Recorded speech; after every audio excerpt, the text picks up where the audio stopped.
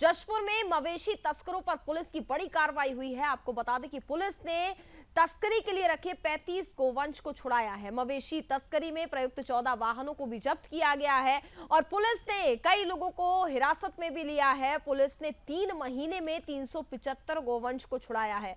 हमारे साथ ज्यादा बातचीत करेंगे हमारे ब्यूरो चीफ योगेश मिश्रा इस वक्त जुड़ चुके हैं। योगेश, अगर हम बात करें तो छत्तीसगढ़ में लगातार मवेशी तस्करों की खबर सामने आ रही है। पिछले कई दिनों से अगर हम बात की जाए तो कई गौवंश की यहां पर लगातार तस्करी हो रही है और अब ये पुलिस की ओर से बड़ी कार्रवाई की गई है और कई आरोपियों को भी गिरफ्तार कर लिया गया है। क्या अपडेट मिल पा रहा है? कनिका, देखिए, मैं पहले आपको सबसे पहले उस जगह के बारे में बता दूं जहां पर बहुत वर्षों से लगातार गौवंश की तस्करी होती थी, गौवंशों को काटा जाता था। इस गांव का नाम है साई टांगर टोली, जो जशपुर जिले में स्थित है, कनिका। और यहाँ का इतिहास है कि ये मुस्लिम बाहुल्य क्षेत्र है। यहाँ पर जब भी कोई पुलिस वाला पहुंचता है कार्रवाई करने के लिए, तो हर बार पुलिस वालों को टारगेट बनाया जाता था। पुलिस वालों पर यहाँ पर कई बार होने की घटनाएं सामने आती थी। लेकिन आज सुबह तड़के 4 बजे एक ऑपरेशन चलाया गया, ऑपरेशन शंखनाद के नाम से। और जो जिले के एसपी हैं शशि मोहन सिंह, वो तकरीबन 125 पुलिस कर्मियों के साथ में साई टांगर टोली गांव में प्रवेश करते हैं।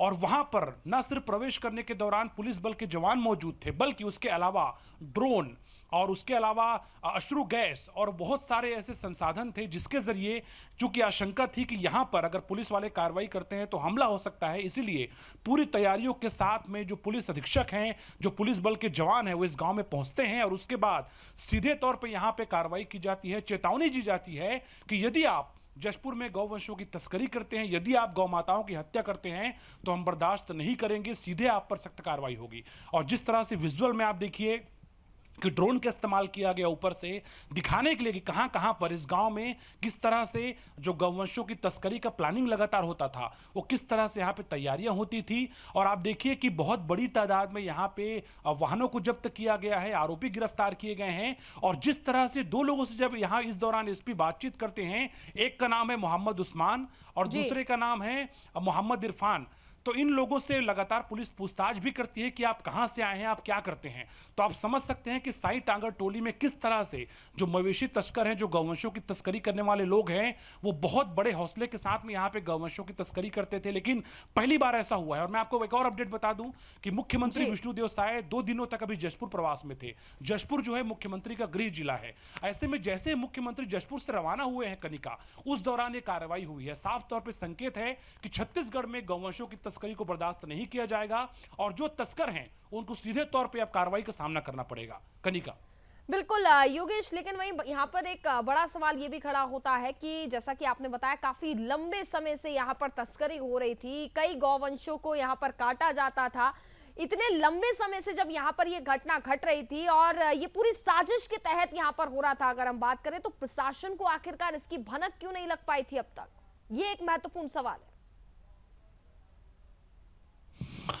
देखिए, एक चीज समझिए कि देश में जिस भी राज्य में जहां पे सत्ता जिस पार्टी की होती है, निश्चित रूप से ऐसी कार्रवाई ये बताती है कि उसका असर जो है, उस विचारधारा का असर साफ तौर पे दिखाई देता है।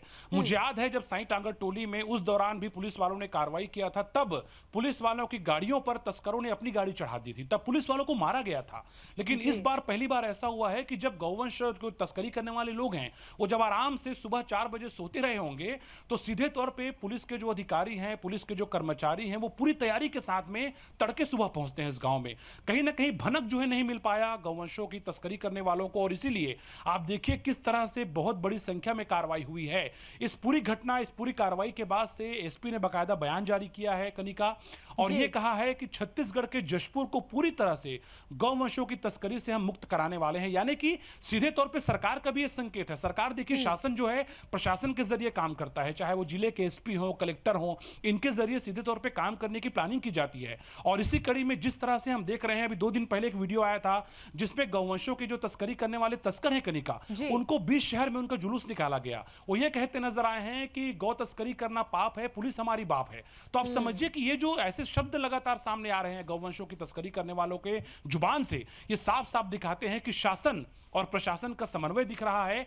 और छत्तीसगढ़ में अब ऐसे क्षेत्रों में जहां पर गौवंशों की तस्करी लगातार होती थी, गौवंशों की तस्करी करने वालों के हौसले बुलंद थे, उसको पूरी तरह से नेस्तनाबूद किया जाएगा, पूरी तरह से इनको जड़ से खत्म कर दिया जाएगा। जी चलिए, बिल्कुल योगेश, आप बने रहिए हमारे साथ, आगे भी हम आपसे चर्चा करेंगे।